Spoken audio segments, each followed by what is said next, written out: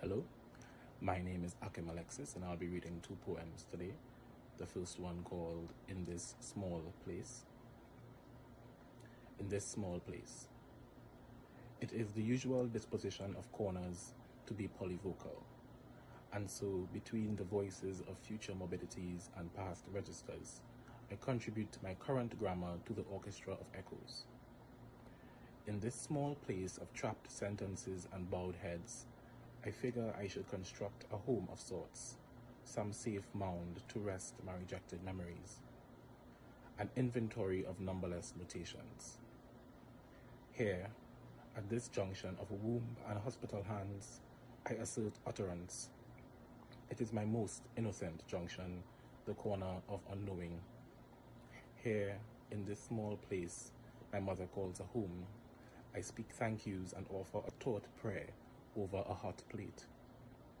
Here, where my area of learning is encircled by the beautiful blue of police vehicles and the sharpened formalities of authoritarians, I feel mathematics. Here, where my street is a dead end and the house across from us where the man killed himself burns down, while the government turns soil on new apartments across from a backyard. Here, where administration looks me up and down, assessing the application, my blackness a footnote to their consideration, I speak in full sentences to curb their enthusiasm. Here, in this small space where I am stuck between two people in this small vehicle, I remember sitting next to mother in a small seat while we collide with a truck on a small corner. Here, where the seasons take turns between rainfall and sunshine, between flooding and heat waves, between glistening hills, hot cocoa tea, snow cones, and high energy drinks, I find a wholeness. Here, in spite of itself, I find myself moving briskly under a tender belonging in spite of the voices in their colorful multilingua. I find myself at this corner, this atmosphere of brilliant aggressions. Here is where I will lay my unrest. And because it is the usual disposition of corners to be polyvocal, I restrain myself from adding any more to this inventory, as I must make room for another voice to sustain here in this small place. This poem is called Nora Jones Playing in the Market. What it is really going on? I keep looking all over for the piano, but the fish vendor only shouting through me about pound of this and that. My bag full of plantain and seasonings starting to rip at the side, and my fingers hurting, holding on to the tin handle. I keep hearing this soft undertone, like an orchestra crawling on the floor while chaos ensues above its head. Everything and everybody in the right place, except for that noise. Watch how this confusion had me sniffing out the song, head spinning and turning and tilting all over the place. Until I spot the culprit, the bootleg CD man, with his dreadlocks tied up in a knot and his cigarette fogging up the area, blasting the soothing tune like a soundtrack to an action scene playing in slow motion, when the car flipping in the air and the violins play before everything turns upside down. So I walk on over and ask him, who is that voice in the speaker? She can't be no local artist.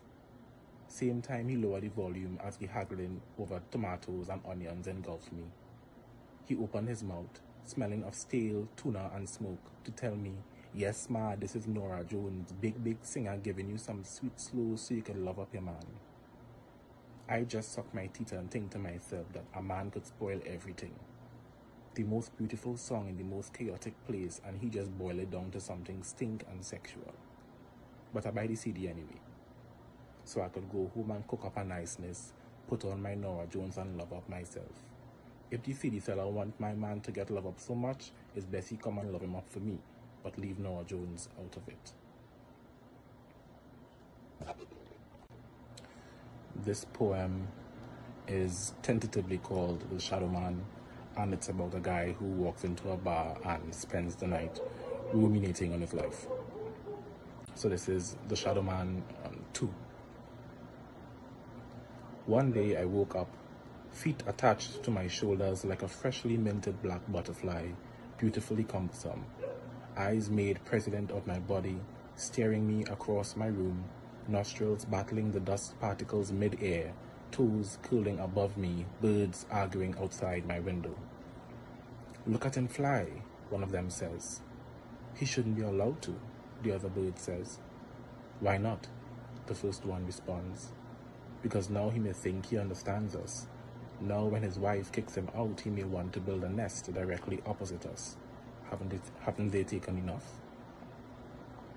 One day I fell asleep, hands tied behind my back like my freshly beaten forefather, painfully cumbersome, eyes bulging out of my body like snails peering across my room, nostrils battling the stench of dried blood. Who knows where it came from? Vultures worrying outside my window.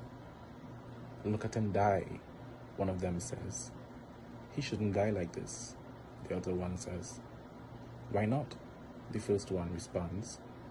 "Because when we begin to pick at his remains, they'll think that we enjoy the food, even if the cook is the devil himself and we are just swallowing to survive." One day I woke up, feet crouched under the counter of a bar, shoulders slouched like a freshly free black man, born cumbersome, eyes red no ass, reminding you that I should pay the tab and leave, nostrils inhaling the verbose air, my enumerated sins, people laughing around me in circles. "Look at him cry," one of them says. "The headstone on my daughter's grave is missing, and now I can't remember where she was buried. I can't remember my name either," I respond. Laughter stops. "The next drink is on me," says the stranger.